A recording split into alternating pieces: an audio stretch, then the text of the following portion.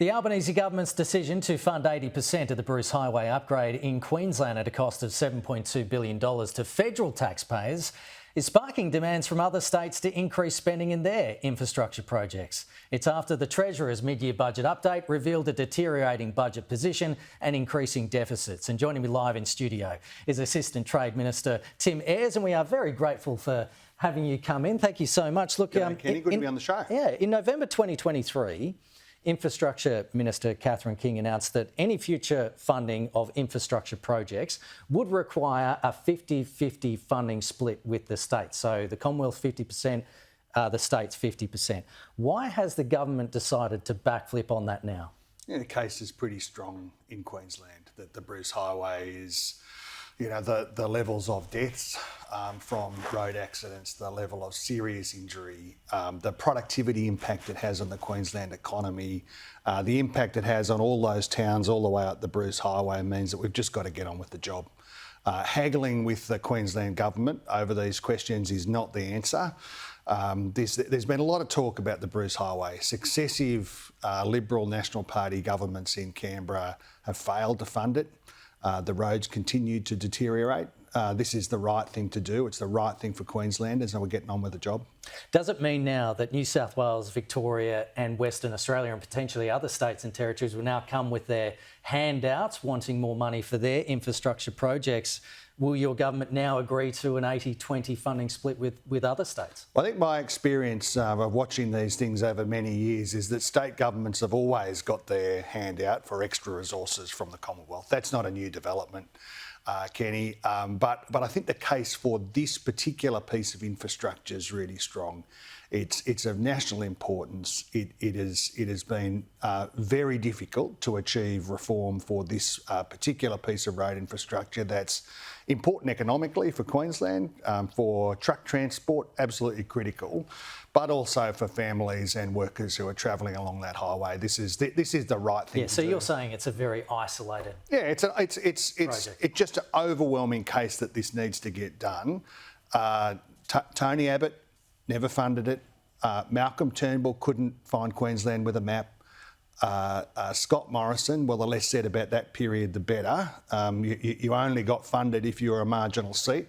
The Prime Minister's up there this week announcing this very important piece of road infrastructure because it's in the interest of Queenslanders that it gets fixed. I want to ask you about the Canadian Prime Minister Justin Trudeau, who has stepped down as Prime Minister and leader of his Liberal Party in Canada. This is another progressive incumbent leader who has fallen on his sword. Are you worried that this international trend of incumbent governments falling to more conservative parties because voters are punishing them over the cost of living crisis, are you concerned at all that that may play out here this year? No, I reckon in Australia we've got some pretty stark choices in 2025. Sometime over the course of the first half of this year, there'll be a federal election. On one hand, you've got a government that has acted on the cost of living questions, kept prices down as far as is possible, delivered budget surpluses designed to put downward pressure on inflation that the Liberals and Nationals could never do in government. We've moved on those things. There is more work to do, of course, on cost of living and inflation, the broader economic challenges in the economy, including in my area, Future Made in Australia, rebuilding manufacturing.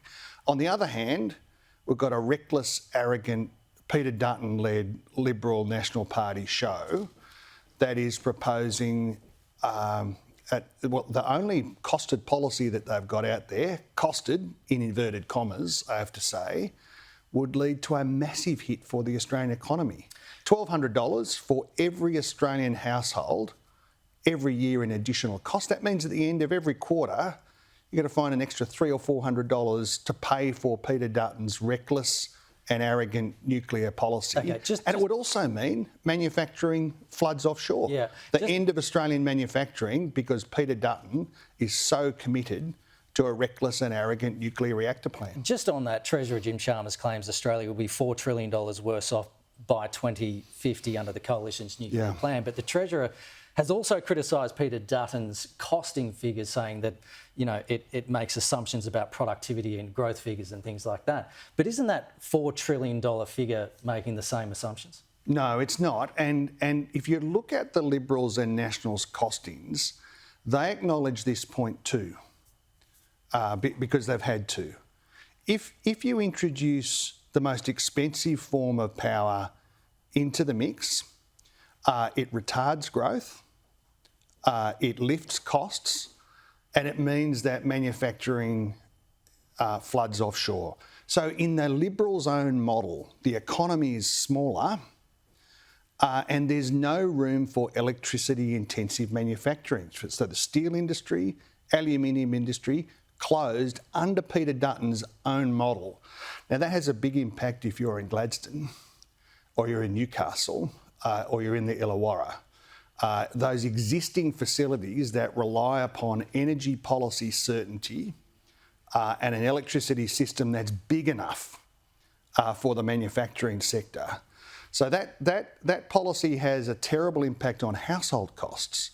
But what I'm most concerned about here is those existing facilities being forced offshore, just like the auto industry was under Tony Abbott, but all of the new investment being deterred. The message from Peter Dutton to the manufacturing sector is don't bother knocking, go offshore somewhere else, because there's no room in Peter Dutton's economy for manufacturing. We've got to get going in just a sec, but just quickly, why won't the Prime Minister call the election?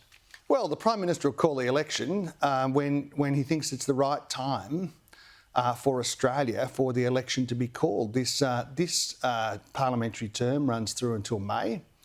It's open to the Prime Minister to call it all the way through then. He'll make judgments.